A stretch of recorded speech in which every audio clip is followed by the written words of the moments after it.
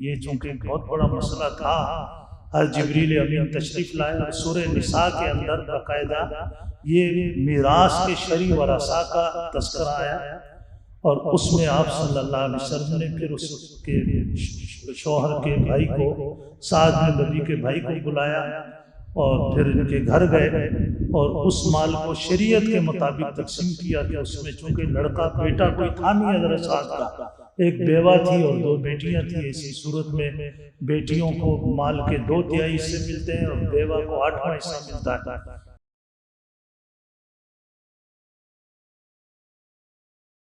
نحمد ونصلي ونسلم على رسوله الكريم۔ حضرت انس رضی اللہ تعالیٰ عنہ سے روایت ہے، حضور اکرم صلی اللہ علیہ وسلم نے ارشاد فرمایا، من قطع میراث وارثه قطع اللہ میراثه من الجنت یوم القیامہ۔ جو شخص دنیا میں اپنے کسی شرعی وارث کی میراث کو ختم کر دے گا، فرمایا کہ اللہ پاک بھی اس بندے کا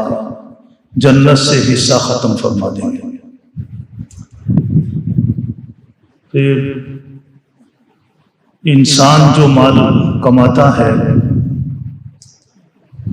ایک مسلمان اس مال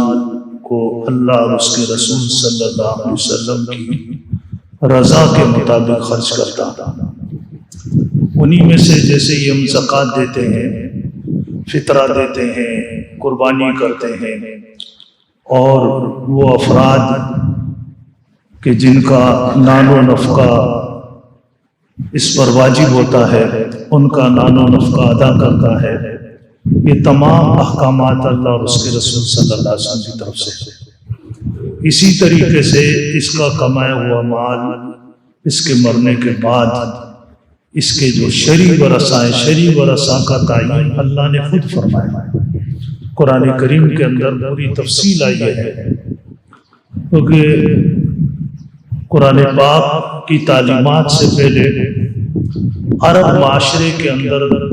یہ کوئی کنسپٹ نہیں تھا۔ ان میں یہی تھا کہ جو بندہ مر جاتا تھا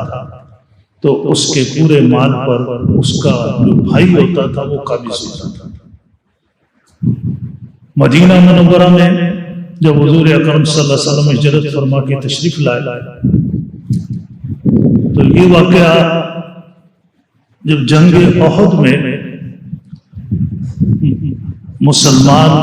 بڑی تعداد میں شہید ہوئے، ان میں سے ایک وہ صحابی بھی تھے جن کا میں نے کل ذکر کیا تھا، حضرت سعد بن ربیع۔ یہ بہت مالدار صحابہ میں سے تھے، یہ بھی شہید ہو گئے۔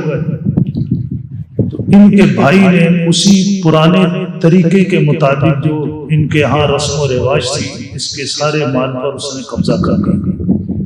اس کے شرعی ورثاء میں اس کی ایک بیوی تھی اور 2 بیٹیاں تھیں۔ بھائی بھی شرعی وارث بنتا ہے وہ پھر ایک اپنے میراث کے اصولوں میں۔ تو یہ بیوہ حضور اکرم صلی اللہ علیہ وسلم کے پاس اس نے پیغام بھجوایا کہ ہمارے پاس تو کچھ بھی نہیں رہا، تو دین اسلام کے بعد بھی کیا یہی طریقہ رہے گا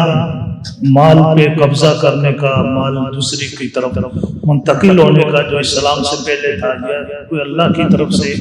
اس میں کوئی تبدیلی بھی ہے؟ حضور اکرم صلی اللہ علیہ وسلم خاموش رہے، کیونکہ آپ صلی اللہ علیہ وسلم کی یہ عادت نہیں تھی اور ہونی بھی نہیں چاہیے کہ اپنی طرف سے کوئی بولے۔ آج کل تو جیسے ہر بندہ ڈاکٹر بنا ہوا ہے، مفتی بھی بنا ہوا، کوئی بھی آپ کو تھوڑی سی بات کریں 2-4 مسئلے بھی آپ کو بتا دیتا۔ بلکہ میں نے تو یہاں تک سنا کہ ایک انگریز نے پاکستان کا دورہ کیا، وہ جب واپس گیا تو اس سے پوچھا گیا کہ آپ نے پاکستان کو کیسے پایا؟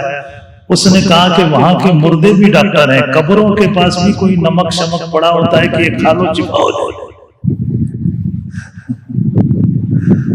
تو وہاں پھر اموات ظاہر کثرت سے واقع ہوگی۔ تو میں عرض یہ کر رہا تھا کہ حضور اکرم صلی اللہ علیہ وسلم کی عادت مبارکہ نہیں تھی کہ کوئی مسئلہ قرآن میں نہ ہو اور آپ اپنی طرف سے بتا دیں۔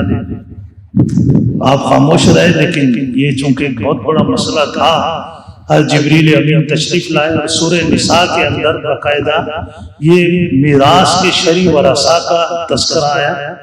اور اس میں آپ صلی اللہ علیہ وسلم نے پھر اس کے شوہر کے بھائی کو، سعد بن ربیع کے بھائی کو بلایا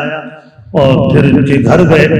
اور اس مال کو شریعت کے مطابق تقسیم کیا کہ اس میں چونکہ لڑکا بیٹا کوئی تھا نہیں حضرت سعد کا، ایک بیوہ تھی اور 2 بیٹیاں تھیں، ایسی صورت میں بیٹیوں کو مال کے 2/3 حصے ملتے ہیں اور بیوہ کو 8واں حصہ ملتا ہے، اور بھائی بھی تھا تو یہ 8، اور یہ شرعی ورثہ یہ ذوی الفروض کہلاتے ہیں، ان کا حصہ نکلنے کے بعد پھر عصبہ کی طرف یا ذوی الارحام کی طرف منتقل ہوتا ہے، تو بھائی کو بھی ملا۔ مال کی تقسیم آپ نے 24 حصوں سے کی، 16 حصے 2 بیٹیوں کو ملے اور 3 حصے بیوہ کو ملے، 5 حصے اس کے بھائی کو ملے۔ بعض لوگ کہتے ہیں کہ جی وہ عورتوں کو کم ملتا ہے، بعض صورتوں میں عورتوں کو زیادہ ملتا ہے۔ یہ ویسے ہی جو لوگ اسلام کے خلاف ہیں، ان کے دلوں میں اسلام کے خلاف کینہ بغض ہے، وہ ہم مسلمانوں کی بہنوں کو، ماؤں کو بھی اسلام کے خلاف برانگیختہ کرتے ہیں، کہتے ہیں جی آپ کو حصہ کا، بعض صورتوں میں عورت کو زیادہ حصہ ملتا ہے۔ آپ دیکھیں لڑکی اگر ایک بیٹی ہو کسی کی ورثہ تو بیٹی کو پورا آدھا مال میں سے آدھا حصہ ملتا ہے۔ تو بہرحال میں عرض کر رہا تھا کہ اس حدیث مبارکہ میں آپ صلی اللہ علیہ وسلم نے ارشاد فرمایا کہ تو کسی شرعی وارث کا مال مارے گا، اللہ پاک اس کی قیامت کے دن جنت سے اس کا حصہ اللہ پاک ختم فرما دیں گے۔ اور یہ حضور اکرم صلی اللہ علیہ وسلم کے ارشادات پر صحابہ کرام نے من و عن عمل کیا۔ حضرت ابو بردہ، یہ حضرت ابو موسیٰ اشعری رضی اللہ تعالیٰ عنہ کے بیٹے، یہ یمن سے ہجرت کر کے آئے، یہ مالدار تھے، تو ان کو مدینہ منورہ میں صحابی تھے جو پہلے یہود کے علماء میں سے ہیں، بعد میں مسلمان ہوئے، حضرت عبداللہ بن سلام رضی اللہ تعالیٰ، انہوں نے ان کو کہا کہ تمہیں اللہ نے مال دیا ہے، لیکن یہ مدینہ کی سرزمین پر مسلمانوں سے پہلے یہاں یہود کا راج تھا اور یہاں لوگوں کی گھٹی میں سود کھانا پڑا ہوا، تو آپ اس چیز کا خیال رکھنا کہ کہیں آپ کو سود میں کوئی مبتلا نہ کر دے۔ یہ لوگ آپ سے قرض مانگیں گے، آپ کی مرضی ہے قرض دیں نہ دیں، لیکن اگر آپ نے کسی کو قرض دے دیا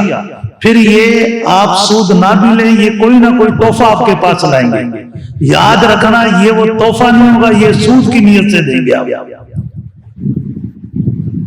تو حضرت عبداللہ بن سلام نے فرمایا اسلام میں سود حرام ہے، آپ کو اللہ نے مال دیا ہے، ایسا نہ ہو کہ تحفے وہ ہو کے چکروں میں آپ سود کے اندر مبتلا ہو جائیں۔ تو صحابہ کرام نے اس طرح دین پہ عمل کیا تو دنیا کے اندر بھی عزت پائی اور آخرت میں بھی اللہ نے ان کو بڑا اونچا مقام دیا۔ اللہ ہمیں بھی دین کو سمجھنے کی اور اس پر عمل کی توفیق نصیب فرمائے۔